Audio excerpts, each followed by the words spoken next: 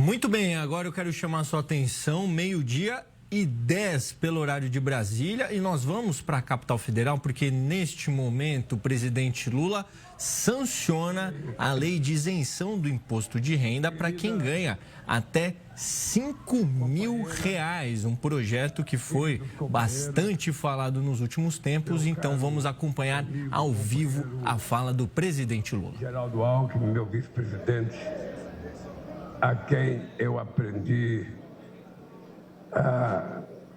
uma lição extraordinária. Essa história de que a relação política é uma relação química entre os seres humanos, isso é provado na minha vida inteira e a minha relação com Alckmin. Quando aceitou a ser vice-presidente da República, eu posso te dizer algo que foi uma relação química que penso que o Brasil custará a ter um presidente da República que tem um vice da tua qualidade. Portanto, meus agradecimentos aos meus ministros, não vou fazer aqui o nome de todo mundo, porque são todos aqui. Dá para fazer uma reunião ministerial, a hora que terminar esse ato aqui. Eu quero cumprimentar o relator da Câmara, companheiro Arthur Lira, cumprimentar o companheiro Renan, relator no Senado, cumprimentar os deputados e as deputadas, os senadores e as senadoras, que tiveram a sensibilidade de fazer com que o país pudesse continuar acreditando na política, pudesse continuar acreditando na democracia, pudesse continuar acreditando de que é possível a gente viver democraticamente na diversidade. Ninguém precisa ser igual a outrem. Nós temos apenas que nos respeitar, que aprender a conversar e sempre saber encontrar o caminho do meio que possa não atender a um ou a outro, mas que possa atender a todos. É importante lembrar que esse país é um país em que houve um tempo em que, em época de campanha eleitoral, se levava cesta com dentaduras prontas para que as pessoas experimentassem qual é que servia para elas. E muitas pessoas pobres desse país colocavam na boca uma dentadura que muitas vezes não permitia nem que ele mastigasse direito, mas era o que ele tinha. Isso era a política do Brasil. A política desse país era o tempo das frentes de trabalho, que nós nordestinos nos lembramos bem. Era o povo pobre, toda a época de seca, sendo convidado a tirar terra de um lado da estrada para colocar no outro lado, sem que tivesse um objetivo de que aquela mexida de pá com terra pudesse trazer uma certeza de futuro para todo mundo. E era toda seca. Era toda vez acontecia a mesma coisa. Então, houve uma alternância de poder. Eu gosto da democracia porque ela permite a alternância de poder.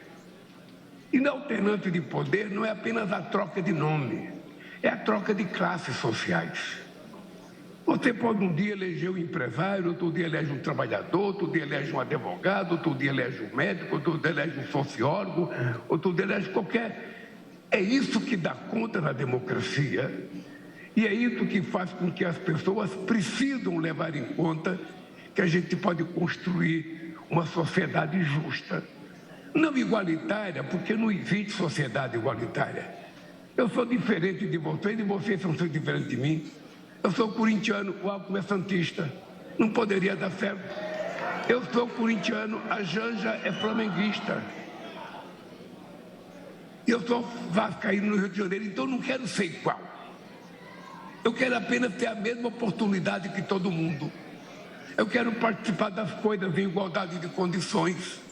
Eu não quero tirar o filho da classe média da universidade para colocar o negro, porque ele também tem direito. O que eu quero é dar ao negro a oportunidade de ter o que ele nunca teve. É isso. não é apenas do povo negro, é o povo pobre.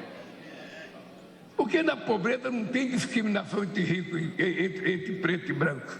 Somos todos iguais. Todos passamos necessidade. Todos passam fome. Todos nunca conseguem, no final do ano, comprar um presente para o filho. Não sei se vocês já prestaram atenção que tem mais gente andando nas lojas sem comprar nada do que gente comprando em muitos lugares desse país. Um dia eu fiquei sabendo que quase 60% da propaganda feita na televisão é para uma pequena parcela da sociedade, porque a maioria das pessoas que assistem não pode comprar aquilo. Ou seja, é possível mudar esse mundo? É. Não pode continuar um mundo desigual como nós temos hoje. Um mundo que produz alimento para 2,5 vezes a quantidade de seres humanos, de 9 bilhões que existe, e ainda temos 700 milhões de pessoas passando fome. Um mundo que gastou o ano passado 2 trilhões e 700 bilhões de dólares em armas, em guerras, e não gasta 10% disso para acabar com a fome. Combater a desigualdade é a gente fazer com que a gente readquira a capacidade de nos indignarmos. É nos indignarmos com as coisas que nós vemos e não concordamos. Eu não posso dormir com a consciência tranquila se eu posso comer do bom e do melhor todo dia, sabendo que do meu lado tem uma pessoa que não pode comer nada. Que tipo de ser humano que eu sou? Que tipo de governante que eu sou? Que tipo de cuidador do Estado que eu sou, se eu não tiver a sensibilidade de perceber que aqueles que estão lá, sabe, na miséria, que estão olhados como invisíveis, não estão invisíveis porque eles querem, eles estão invisíveis porque a elite brasileira quis que eles fossem invisíveis ao longo de 520 anos. Nunca se levou a sério. Eu conheço o presidente desse país que dizia que o Brasil só dava certo se ele fosse governado para 35% da população. Ah, governar o país para quem toma café todo dia, almoça e janta. Governar esse país para quem pode viajar de avião. Governar esse país para quem pode tomar vinho ou uísque. Governar esse país para quem pode mandar seu filho fazer pós-graduação no exterior é fácil. Até porque essas pessoas precisam muito pouco do governo. O que é duro é você ter que escolher para que lado que você vai pender. Essa é a arte de governar. É você saber para quem que você quer governar. Mesmo que você seja eleito para governar para todos, você tem que escolher quem é que precisa do Estado. Quem é que precisa do Estado? E aí não é difícil. Eu não sei se algum amigo meu economista não gosta quando eu falo que isso não se ensina na universidade. Mas o que está acontecendo nesse país é uma máxima que eu venho tentando dizer há muito tempo. Muito dinheiro na mão de poucos significa miséria. Pouco dinheiro na mão de muitos significa distribuição de riqueza. E é o que está acontecendo nos dados do IPEA hoje. Se você pegar 10 milhões de reais e der para uma pessoa, aquele dinheiro vai virar uma conta bancária. E ele vai viver de juros. Pega esses 10 milhões e divida para 1.000 pessoas. Aquele dinheiro vai virar alimento, roupa, caderno, vai virar alguma coisa que faz a economia circular. E é isso que faz a economia crescer. A economia não cresce por conta do tamanho da conta bancária desse jeito. A economia cresce por conta do consumo que a sociedade pode ter a partir dos alimentos. É isso que tem que se aprender nesse país. E o rico não fica mais pobre. Se o pobre consumir mais, o rico vai ficar mais rico. O rico vai vender mais carne,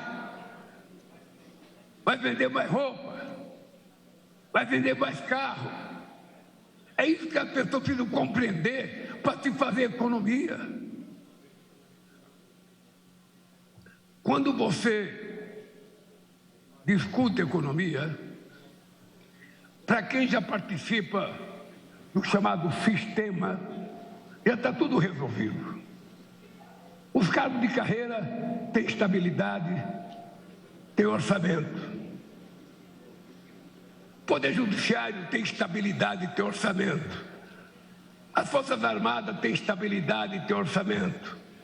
Quem é que não está dentro do orçamento? O professor está dentro do orçamento. Quem é que não está dentro do orçamento? São os invisíveis, que são a maioria da sociedade brasileira. São aqueles que levantam todo o santo dia, esperando o milagre de nosso Senhor Jesus Cristo, para que eles possam sofrer menos. Esses estão pensando numa bênção de Deus para melhorar, e ele não vai melhorar com a bênção de Deus só, eles vão melhorar com a atitude de quem governa esse país, olhando por eles e favorecendo eles. É esse mundo que pode ser construído. Eu estava ouvindo aqui o Lira falar para o Moisés da participação no lucro. É uma coisa que a gente vai ter que avançar. Nós temos que saber quando, mas nós vamos ter que avançar. São coisas que a sociedade moderna do século XXI exige. A gente não pode continuar com a mesma jornada de trabalho de 1943. Não é possível. Não é possível. Os métodos são outros. A inteligência foi aprimorada, sabe? Essa revolução digital mudou a lógica, inclusive, da produção. E eu lembro que no começo dos anos 80, eu era metalúrgico lá em São Bernardo. Eu ia para a porta da fábrica fazer discurso contra a robotização das empresas. E a gente dizia, não, porque vai colocar um robô, vai facilitar a produção. Eles diziam, não, o robô vai tirar o trabalhador do serviço pesado, o trabalhador vai poder trabalhar de térreo. Mentira, o trabalhador foi desempregado, ele foi morar numa favela, ele foi morar porque ele não podia pagar aluguel. Ou seja, porque quanto mais tecnologia, menos gente você precisa. Esse é o dado cientificamente prático. Quanto mais tecnologia, que é muito importante para o desenvolvimento da humanidade, menos gente você precisa. Veja o sistema bancário. Veja no sistema financeiro quanta gente foi mandada embora. Veja no setor metalúrgico quanta gente foi mandada embora. Veja em toda a categoria, em qualquer categoria. Qualquer categoria. Ou seja, vai chegar um momento que o ministro da Fazenda vai ter que pegar uma coisa que é o seguinte: quem é que vai ser responsável para garantir a sobrevivência dos milhões de inúteis que vão ser criados no mundo? Esse tema vai chegar logo, logo. Esse tema vai vir para a nossa mesa logo, logo. Então, quando nós estamos aqui comemorando, sabe, a assinatura de uma lei que garante isenção de imposto de renda até R$5.000, e eu vi o Lira falar de participação no lucro, eu fico pensando, gente, qualquer um tem que saber que é injusto. Eu recebo dividendo, eu não pago nada de imposto de renda. Eu recebo bônus de um banco, todo banqueiro recebe bônus. Banqueiro e quem está lá no banco, todo mundo recebe bônus. E não paga imposto de renda, não. Agora, eu trabalho que nem um desgraçado, chega no final do ano, eu vou ter R$10.000 de participação no lucro, pá, tem que pagar imposto de renda. Eu sei, Barreirinha, que não depende de você. Eu sei que não depende de você. Mas é uma coisa que nós vamos começar a pensar. É uma coisa que a gente vai ter que começar a pensar. Porque nós estamos apenas tendo o início, sabe, de uma coisa que tem que acontecer, que já aconteceu em muitos países do mundo. Então, companheiros e companheiras, hoje é um dia de agradecimento, de que não existe nada impossível. Eu sou uma pessoa de muita sorte, mas muita sorte, pode acreditar que eu sou um cara de sorte. Veja, quando eu ganhei as primeiras eleições, o Haddad participava disso, vários companheiros aqui, sabe, mais companheiros aqui, sabe o seguinte, o Brasil estava quebrado. Os mais meus amigos diziam assim para mim, pô, Lula, você está ferrado. Você não vai conseguir consertar o Brasil. O Brasil está quebrado. O Brasil deve, sabe, deve não sei quantos bilhões para o FMI. Você não vê todo dia no jornal, todo ano, descer 2 economistas do FMI, desce no Rio de Janeiro e vai até Brasília para fiscalizar as contas do governo, de todos os governos. Eu tinha até dó porque o Malan era uma pessoa competente, era uma pessoa séria. Fernando Henrique Cardoso era uma pessoa séria. Ou seja, mas todo ano estava aqui uma moça e um moço do FMI para fiscalizar as contas. Então as pessoas falavam, Lula, não vai dar certo. Não vai dar certo. Você está ferrado. E eu confesso para vocês que eu tinha um medo desgraçado. Eu deitava naquele Palácio da Alvorada. Primeiro eu tinha morado numa casa de 33 metros quadrados. Quando eu cheguei na Alvorada, puta merda, vocês não têm noção do que é grande. Aí eu ficava deitado de barriga para cima, Renan, imaginando, será que eu vou dar conta desse negócio? Aí eu lembrava do Valesca, na Polônia. O Valesca era um dirigente sindical igual a mim, metalúrgico igual a mim. Ele era do estaleiro de Gdansk, eu era do metalúrgico São Bernardo do Campo. Portanto, esse cara foi eleito presidente da Polônia e eu perdi a eleição. E depois eu perdi outra eleição, e depois eu perdi outra eleição. Eu falei, porra, que cavalo desgraçado, vou mudar para a Polônia. O que aconteceu? O Valesca foi eleito presidente. E quando ele tentou a reeleição, ele só teve 0,5% dos votos. Menos de 1% dos votos. Eu fico imaginando, puta, isso acontecer comigo isso. Você pensa que é fácil, cara? Você só não tem sonho bom, você também tem medo. Então, eu transformei o meu mandato numa obsessão para provar que um peão de fábrica teria condições de governar esse país melhor do que aqueles que tinham governado.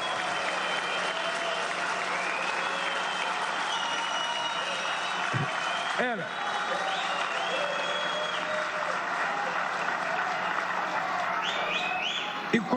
E quando você faz as coisas com obsessão, porque você não pode errar, as coisas dão certo.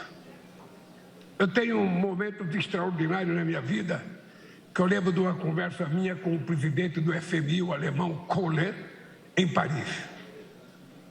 Eu comecei a contar a minha vida para ele, ele começou a chorar.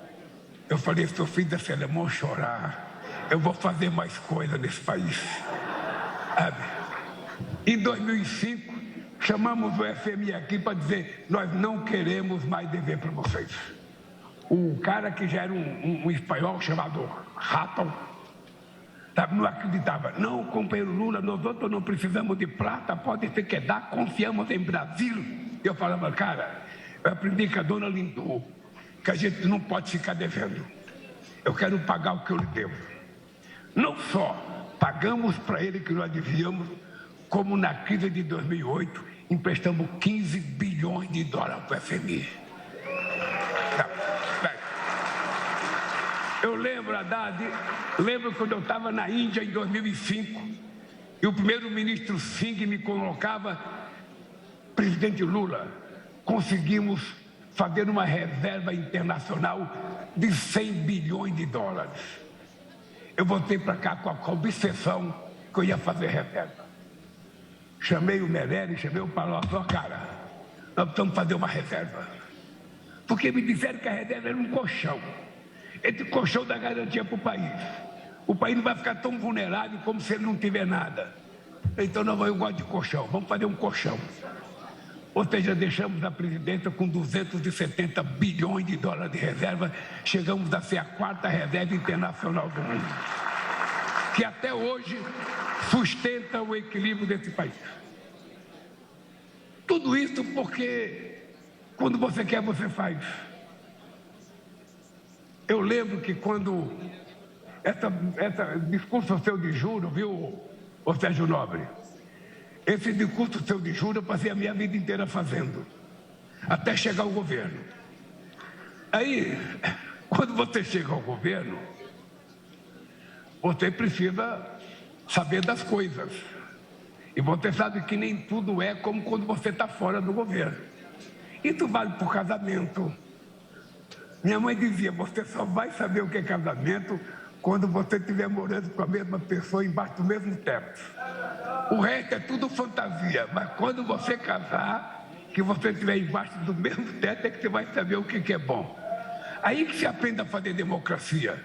Porque democracia é isso, é concessão. Concessão, concessão, concessão. Todos vocês fazem concessão todo dia. Faz para a mulher, faz para o filho. Se não fizer, separa. Então, como eu acredito na democracia, eu trabalho com a ideia de que a gente precisa construir alguma coisa nova nesse país. E a coisa nova passa por a gente fazer com que o povo pobre acredite que a gente possa entregar a ele o sonho dele. E eu posso dizer para vocês que o povo pobre não quer muita coisa, gente. Ele não quer muita coisa, ele não quer ficar viajando não sei para onde. O que ele quer é garantir que ele vai ter comida todo dia, que ele vai ter um lugarzinho para morar, que os filhos dele vão poder estudar, que os filhos dele vão poder ter um emprego. É isso que ele quer, o que está na Constituição.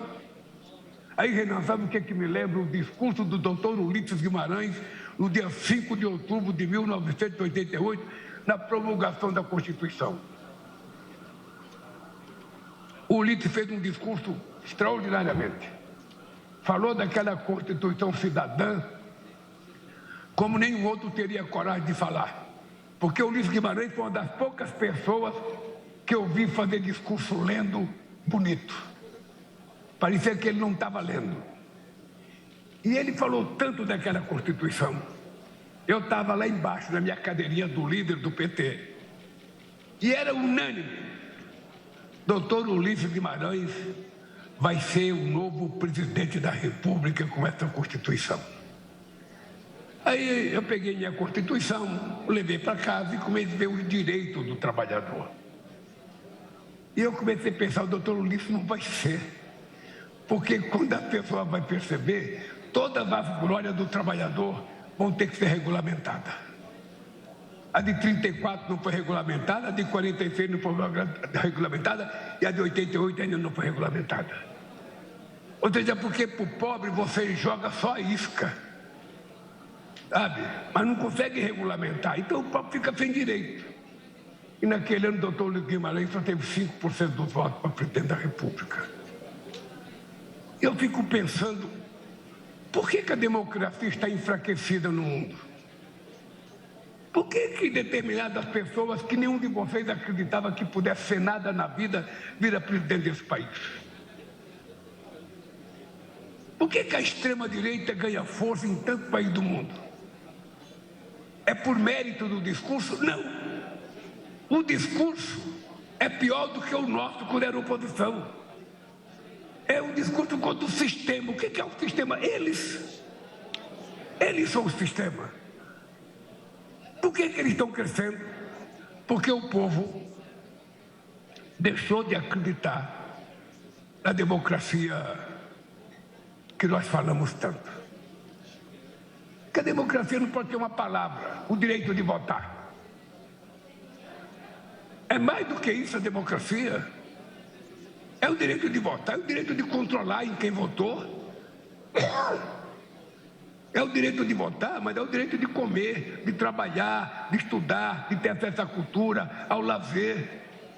É isso que é democracia. O que é dentro de um regime democrático? Eu estou com fome. Nada. É isso que nós temos que aprender para consertar esse país. Esse país é muito grande, gente. Esse país é muito grande, é muito grande, é muito poderoso. Não tem nenhum presidente nesse país que já viajou mais do mundo do que eu. Não tem ninguém que já tenha feito mais amizade internacional do que eu. Esse país é muito poderoso. O que precisa é que a gente tem que ter dignidade e se respeitar. Se a gente ficar com um complexo de vira-lata, que nós temos inferior, que nós estamos pequenos, a gente vai se lascar. Veja a nossa relação com o presidente americano. Veja a nossa relação com o presidente americano. Havia quem dissesse que o Brasil estava lascado. Agora lascou. Lascou nada. Não ficou nada. A gente não é medido, tá, pelo tamanho. A gente é medido pela força de caráter que tem um povo. Por conta de respeito à dignidade pessoal que nós temos que ter. Eu não conheço o Trump, ele não me conhece, por que eu não vou gostar dele, ele não vai gostar de mim? Então vamos nos conhecer, cara. Vamos dar um abraço para saber se é possível ou não. E posso dizer para vocês que é assim com o mundo inteiro. Aquele rapaz da Alemanha que falou mal de Belém, eu encontrei com ele na Alemanha. Eu falei, companheiro, deixa eu lhe falar uma coisa. Eu aprendi uma lição, que a nossa cabeça pensa onde o nosso pés pisam.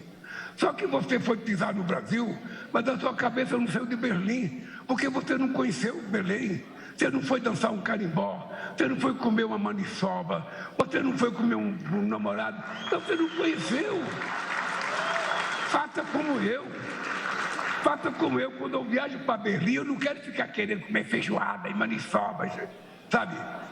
Acarajé, não, eu vou lá, eu quero comer joelho de porco. Eu quero comer aquela linguiça frita numa carroça. Eu quero comer salsicha. Quero comer chucrutes. Quando você voltar para o Brasil, fique no Brasil, rapaz, e pense no Brasil que você vai ver que é um lugar muito bom. É assim que a gente tem que fazer para esse país dar certo. Não é fazendo a mesmice que sempre foi feita nele, tem que fazer alguma coisa diferente. Alguma coisa diferente. E por isso eu quero terminar dizendo para vocês, vocês não têm noção do significado desse dia de hoje. Não é que vai salvar a humanidade brasileira. Não é que o pobre não vai de certa maneira, ele vai continuar pobre. E é importante o sindicalista aqui lembrar que não pare de brigar, não pare de cobrar da gente, não, porque para de cobrar a gente passa que está tudo bem. Político, o povo tem no calcanhar. Tem que estar no calcanhar para a gente poder fazer as coisas, senão a gente acha que é o máximo. O pessoal do Haddad pode muito mais, se pode chegar a 5 mil, pode chegar muito mais. Todo mundo ali é muito inteligente. Ali é só um pouco de cobrança, Moisés. Vou cobrar com jeitinho, com educação para nós estar. E a gente vai cedendo aos poucos, é assim que é a vida. Eu estou feliz hoje, Haddad, não só porque eu não esqueço nunca o dia que você foi no Alvorada me levar o projeto. E me entregou um pacote, está aqui, presidente, a sua promessa de campanha. Nós vamos entregar. E estamos entregando hoje. Por isso, nós temos outras coisas para entregar. Temos outras coisas para entregar e nós vamos entregar, que é elevar esse país a um padrão de desenvolvimento médio. Esse país não pode continuar sendo desigual do jeito que é. Não pode, não precisa e não deve.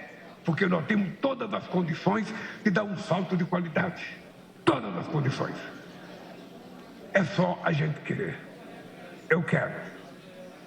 Tenho certeza que vocês querem. O que precisa é iniciativa. Porque ontem esse país deu um passo importante. Não sei se todo mundo pensa como eu penso. Esse país ontem deu uma lição de democracia ao mundo. Ao mundo.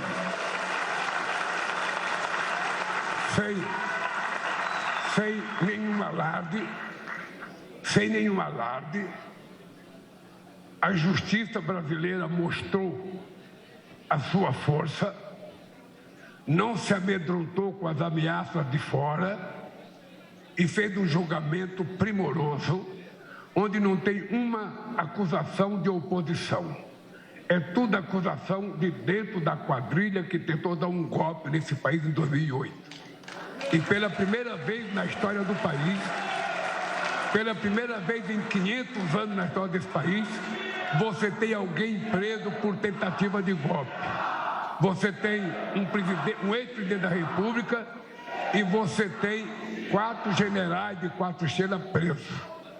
Numa demonstração de que democracia vale para todos. Democracia não é privilégio de ninguém. É um direito de 215 milhões de brasileiros.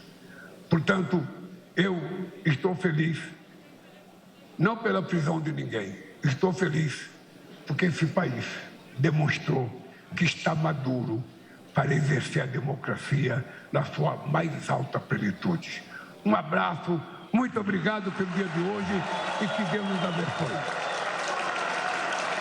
Muito bem, nós acompanhamos o discurso do presidente Lula, que sancionou hoje, então, a isenção do imposto de renda para quem ganha até R$5.000 por mês e estabelece descontos para rendas de até R$7.350 mensais.